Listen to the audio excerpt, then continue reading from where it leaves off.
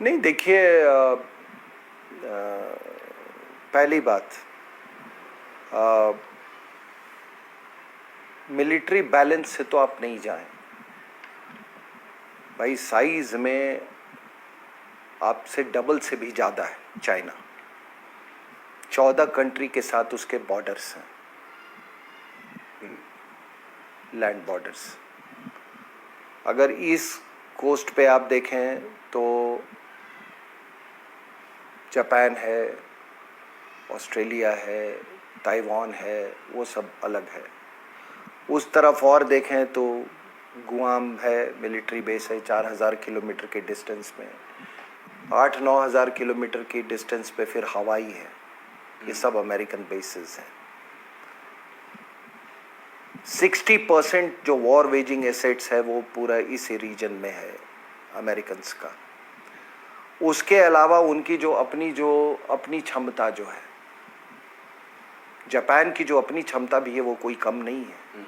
ठीक है, वो तो संविधान से प्रतिबंधित है कि वो सेल्फ डिफेंस के लिए यूज़ कर सकते हैं, लेकिन फिर भी बहुत फॉर्मिडेबल है उनकी। हमारी 60 बिलियन 70 बिलियन डॉलर हमारी वो है डिफेंस बजट है, उनका भी 50 बिलियन डॉलर है लगभग।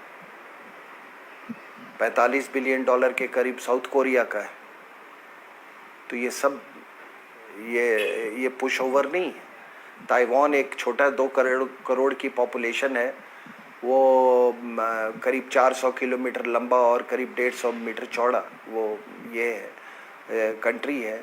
उसकी भी 12 बिलियन से ऊपर की उसकी डिफेंस बजट है।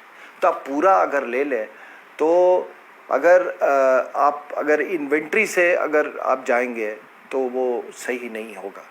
तो मान लीजिए कि हमारे पास कोई 550 एयरक्राफ्ट है और उनके पास कोई मान लीजिए जो कि 1100 से ज़्यादा उनके पास एयरक्राफ्ट है, ऑलमोस्ट डबल है फाइटर एयरक्राफ्ट। लेकिन उनकी वल्नरेबिलिटी उधर कितनी ज़्यादा है, तिब्बत में तो ला नहीं सकते वो सब कुछ। दूसरा क्या है कि तिब्बत में जो जिस एल्टीट्यूड पर इन्होंने अपने एयरफील्ड्स बना रखे हैं, वहाँ पर जो पे लोड कैरी करने की जो क्षमता होती है वो 50% से भी ज़्यादा डिग्रेड कर सकती हो जाती है। समझ रहे मेरी बात? 50%। हमारे लिए हम इस कष्ट से हम नहीं सफ़र करते। हम तो फुल लोड लेके जाएंगे, हम तो कहीं से जा सकते हैं। यूपी में बहुत सारे एयरफील्ड है, बहुत असम में है, कहीं से हम जा सकते हैं, है ना, ये करने। तो जो मान लीजिए जो एक काम वो 3 सॉर्टी में करेगा, हमारा एक सॉर्टी में होगा। समझ रहे हैं? और पिछली बार आपने वायु शक्ति जो धनवा साहब, एयर मार्शल धनवा ने जो वायु शक्ति एक्साइज 12,000 सॉर्टी एक हफ्ते में उन्होंने जनरेट किया था। मैं कहता हूं जितेंद्र जी कि उस 12,000 में मैं कहता हूं चलो आप पेसिमिस्ट मान लो कोई हो, 3,000 सॉर्टी पीएम मटेरियलाइज हो जाता है। उसमें से 500 सॉर्टी मान लो कुछ और कारण हो गया, एनिमी एडी एक्शन कुछ के कारण डिसरप्ट हो गया, ये हो गया, फिर भी आप सोचो कि वो 3,000 सॉर्टी क्या कहर डालेंगी, वो क्या कहर डालेंगी। दूसरी बात आपने देखा उनके towed artillery, transport aircraft, attack helicopters में हम उनसे कहीं भी हम ज़्यादा है उसमें। सेल्फ प्रोपेल्ड आर्टिलरी तो यूज़ होता नहीं है माउंटेन्स में, लेकिन टोड आर्टिलरी की आज हमारी स्थिति बहुत अच्छी है। मैं कन्वेंशनल उसकी बात कर रहा हूँ। हमारे पास अगर सिपरी के उससे जाए, मुझे क्या मालूम, मैं तो भी ओपन सोर्स से जाता हूँ, हमारे पास 150 न्यूक्लियर वॉरहेड है। उनके पास सिपरी के मुताबिक 320 है। अगर बात इफ पुश कम्स टू शव अब आप 150 न्यूक्लियर वेपन्स के साथ अगर हमारे पे अगर एग्जिस्टेंशियल क्राइसिस हो गया तो फिर सब कुछ है। ये ज़मीन है, ये हिंदुस्तान है तो हम हैं। अगर ये ज़मीन ही नहीं रहेगी, हमारी स्वायत्तता नहीं रहेगी, तो फिर कुछ भी नहीं। ठीक है, मिसाइल पावर आपको मालूम है, हम एक बहुत एडवांस्ड कंट्री है उसमें।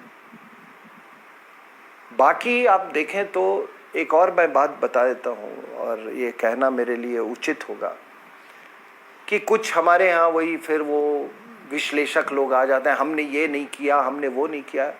ये बिल्कुल गलत है। ये अचानक ये कैसे हो गया? कुछ अचानक नहीं हुआ। हमको मालूम था कि ऐसी स्थिति आने वाली है। और जब आप रोड बनाओगे नहीं, ऐसी स्थिति पैदा होगी तभी तो हमने वो रोड बनाना शुरू किया, और ही नहीं, और कई जगह पे भी। तभी तो हमने ये अपना एयरलिफ्ट, स्ट्रेटेजिक एयरलिफ्ट कैपेबिलिटी है, ग्लोब मास्टर, C-130, ये सारा कुछ खरीदा। ऑपरेशनल फ्लेक्सिबिलिटी के लिए हमने चिनूक हेलीकॉप्टर लिया। वहां पर हमने पानागढ़ में वो एक कोर को हम माउंटेन कोर को रेस करना शुरू किया, इसको कोर लेवल के ऊपर ले। तो ये ऐसा नहीं है कि हम इसके बारे में सेंसिटाइज नहीं थे, हमको नहीं मालूम था कि ये क्या है। अब बॉर्डर्स को कैसे मैनेज करना है, एक ज़माना था। ये जो आप जब ये 92-93 तक का जो साइन हुआ है, पीस एंड ट्रैंक्विलिटी था, वो पीसफुल राइज ऑफ चाइना का पीरियड था। उन्होंने जान के आह्वान दिया था, कहा कि ठीक है यार, यहाँ पे ना समझौता कर लो, कोई झगड़े में नहीं पड़ना है, अपने को कंसोलिडेट कर लो। हम भी अपने आप को कंसोलिडेट कर रहे हैं, हमने किया, और धीरे धीरे जब क्षमता हुई है तो हमने बढ़ाया। तो कोई इस गलत फहमी में, मैं आप लोगों से मतलब ये गुजारिश करूंगा कि मैं एक आदमी बहुत अपनी तरफ से, ईश्वर ने जितने मुझे शक्ति दी है, मैं बहुत गहरा अध्ययन करता हूं, और उस गहरे अध्ययन के बाद मैं कह रहा हूं कि आपको किसी को ये शक नहीं होना चाहिए कि कल को अगर कुछ हालात बिगड़ जाते हैं तो हम उसका सामना नहीं कर सकते हैं। आपने कहा इंडियन ओशन में ये चाइनीज, आपने देखा हम्बनटोटा में आए, फिर मालदीव्स में अपना इन्फ्लुएंस बढ़ाना शुरू किया, फिर इन्होंने जिबूटी में वो किया, फिर रियूनियन आइलैंड। तो क्या हमने नहीं किया? हम बिल्कुल सजग रहे, सतर्क रहे। अगर उन्होंने ग्वादार में जब उसको इंटरेस्ट वहाँ पर इंग्रेस इनका वो हुआ इन्फ्लुएंस आया, या उनका प्रेजेंस डायरेक्ट इनडायरेक्ट, तो हमने ठीक उसके ऑपोजिट में ओमान में, दुकुम में अपना ये बनाया, ऊपर में चाबहार में बनाया। जिबूटी में हमने फ्रेंच से अंडरस्टैंडिंग कर, उनकी एक बहुत बड़ी बेस है। जिबूटी में आप जाएंगे तो आपको ज़्यादा फ्रेंच ही दिखेंगे वहाँ पे, वहाँ भी चाइनीज़ का है। वहाँ पर भी हमने अपना उनसे अंडरस्टैंडिंग, वो MOU साइन कर लिया कि उनकी बेसेस हम इस्तेमाल करेंगे। फ्रेंच रियूनियन आइलैंड का किया, मेडागास्कर में हमारा ये हो रहा है, सीशेल्स में हो रहा है। तो ऐसी बात नहीं है कि जो कुछ लोग ऐसे दिखाते हैं ना कि सारा दिमाग ये भगवान ने उन्हीं को दिया है, ऐसी बात नहीं है। और ये भी मैं मानने को तैयार नहीं हूं कि हम सरप्राइज हुए। हाँ, हम सरप्राइज हुए हैं तो इस बायोलॉजिकल वॉरफेयर से। और तब मैं ये फिर से ये सवाल पूछता हूं कि ये जो कांग्रेस और इसमें जो MOU साइन हुआ है, क्या बायोलॉजिकल वॉरफेयर भी इसका हिस्सा है? तो नहीं है इस MOU का। क्या डोकलाम भी इसका हिस्सा तो नहीं था? क्या अब जो हो रहा है लद्दाख में वो तो इसका हिस्सा नहीं था? क्योंकि अगर आपकी इतनी अंडरस्टैंडिंग है पार्टी टू पार्टी का, अपने कोऑपरेशन, पहली बात ये खुद में अपने आप में एक देशद्रोह का काम है कि आप सीक्रेट MOU जाके वहां पर एक साइन करते हैं किसी से, ये देशद्रोह है। तो इसका मतलब कि आपने कहीं बायोलॉजिकल वॉरफेयर के लिए भी आपने वो किया है, क्योंकि बायोलॉजिकल वॉरफेयर तो कोई नहीं जानता है कि इसका शिकार कौन होगा।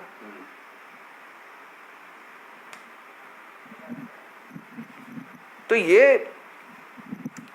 कोई भी किसी को ये शक न रहे कि जो प्रधानमंत्री ने कहा है कि हर इंच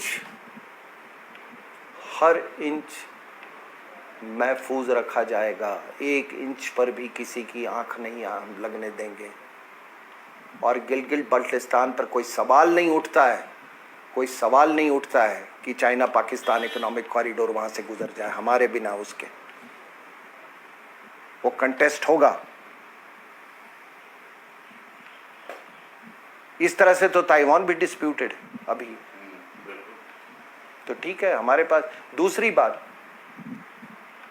कि अब लोग कह रहे हैं कि कुछ लोग कि आप एग्रीमेंट को क्यों नहीं ये करते। भाई हम एग्रीमेंट को अगर यूनिलैटरली मान लो फायर करके हम वो कर देते हैं, उसके लिए भी आप वो करोगे।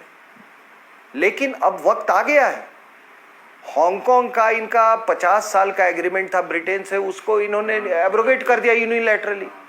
साउथ चाइना सी के ऊपर में फिलीपींस के उनके ICJ international court of justice ने अपना निर्णय फैसला सुनाया, उसको मानने के तैयार नहीं है। तो हम किसी की एग्रीमेंट से क्यों ये कर रहे हैं। तो हमको ये करना होगा। आपने सवाल पूछा क्या करना होगा, तो उसमें एक ये भी मेरा सुझाव है कि ये तिब्बत और ताइवान का कार्ड जो है हम दोबारा इसको रिटेन कर लें। हमने कहा था कि Tibet autonomous region is a part of China. No, Tibet is a disputed territory, not disputed territory. Tibet is as far as we are concerned an independent country and Taiwan is an independent country. क्योंकि जो हो रहा है इससे बुरा नहीं हो सकता है। इन्होंने हमको सब जगह पाकिस्तान को पालतू कुत्ता बनाया, इन्होंने नेपाल को पालतू कुत्ता बनाने की कोशिश ये कर रहे हैं। हमको NSG में इन्होंने अपोज किया, हमको UN में अपोज कर रहे हैं। तो आप किस चीज का इंतजार कर रहे हैं? वो एक